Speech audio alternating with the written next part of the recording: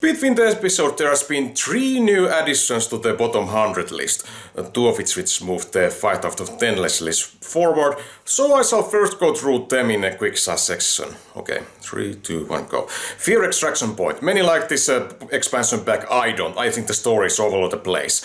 Gex. It's pretty clunkiness controls and comedy, but otherwise it's pretty harmless. And finally, the Addams Family Super Nintendo. Even more clunkier 2D platformer, but still pretty harmless. Now on to today's unassuming sci-fi Zelda-like from 2022 that has only 43% positives on Steam, 2 out of 5 on Good Old Games, and most damningly its Switch Sports 43 average on Metacritic ensured its place as the 4th worst reviewed game of that year, beaten only by Babylon's Fall, Crossfire X and Postal 4 No Regrets, 2 of which you can't even play anymore. Well, the PC port got 46, but less than 7 people reviewed that, so yeah. So let's take a look at XEL.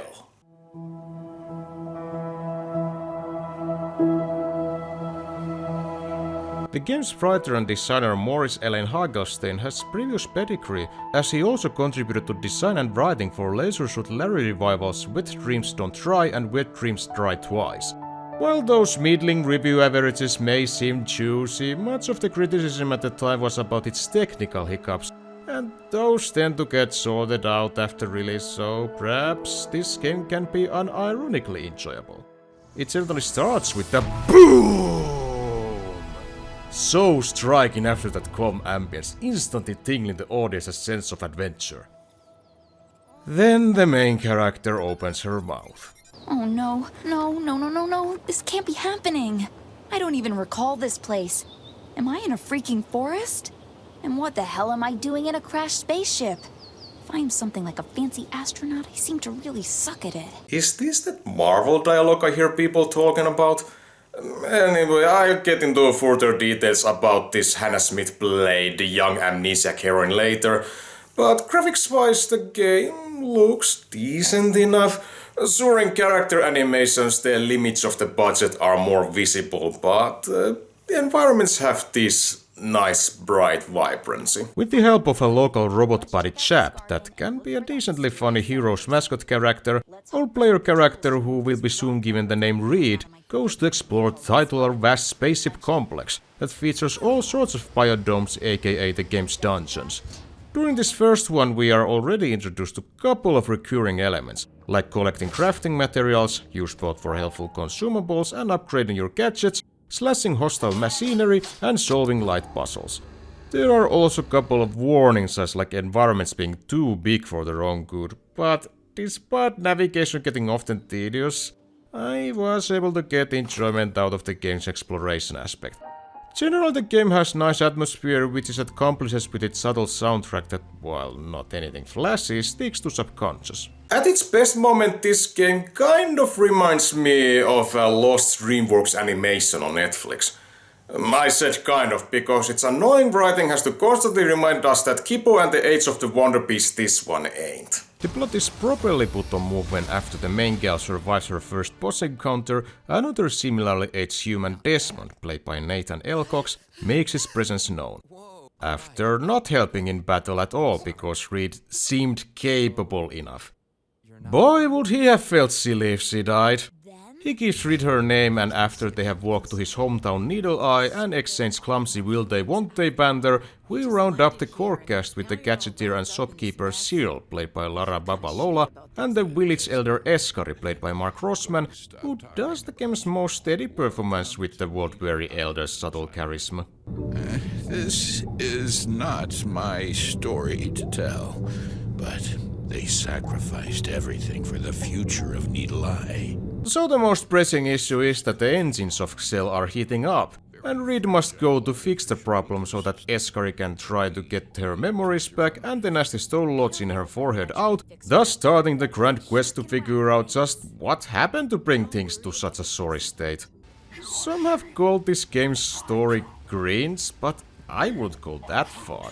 Sure, it has one or two stupider parts and it takes a while for it to get to the point, but slowly building the mystery via recordings and its more thrilling out-the-whack twist can in theory keep tensions up.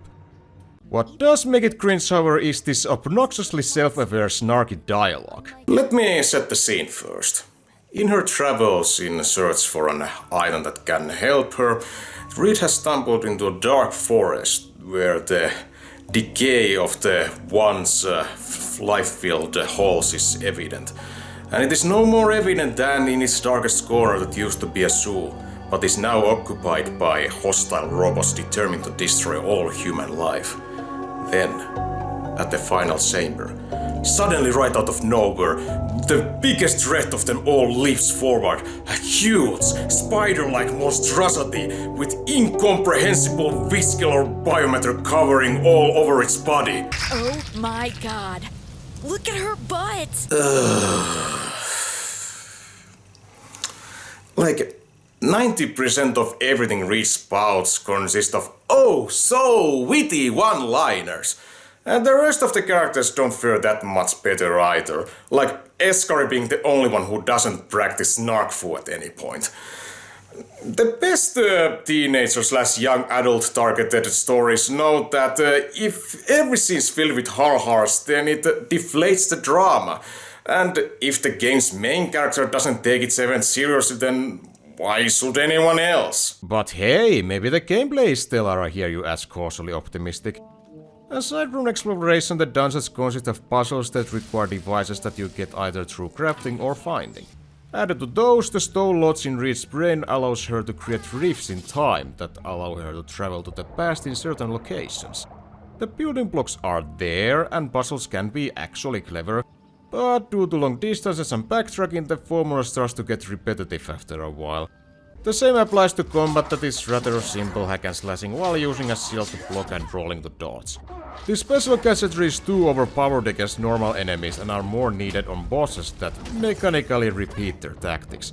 I don't say combat is bad necessarily, it's just lukewarm and monotonous. I should also note the technical problems that are probably no longer as numerous as at launch, but there are some ear-worthy cases. For example, 2 times I got stuck in level geometry and had to reload a save. Though in a bizarre twist, there was also a useful bug in the form of this teleportation move I got towards the end. Or at least I think it's a bug. It was never declared to be a new skill, but hey, I take what I can get. This continued all the way to the final boss, where it looked like the developers hadn't taken into the account that players would have maximized Reed's sword powers. And therefore I was able to beat the final boss before the first phase started. I had to reload a save and do it again, but this was slower so I could experience all the phases and get an achievement out of it. Oh yeah, I completed XEL. Despite all that middling miasma threw at me, I was intrigued enough of its atmosphere and story hooks that I wanted to see where it went. Also that it took only like 13 hours helped a lot. Well, I was kind of annoyed that it ended on a sequel hook that was caused by one last minute out of nowhere turn. So much so in fact that I bought its downloadable expansion Breaking Time. So let's briefly talk about that. I'm not going to spoil any major plot elements, but let's just say that Reed was unsatisfied that she didn't get the golden ending, so she decided to travel back in time to fix one detail. There isn't any crafting this time around and all you can buy are food items, so the formula is simplified. This is also caused by Reed having the best gear and all health updates. It is more puzzle focused though, not as much as I was led to believe, but there was enjoyment to have from solving them. Even if they required a lot of backtracking during the final stretch. Bugs are reserved towards the end as well, though they're not game-breaking, but sure are hella goofy.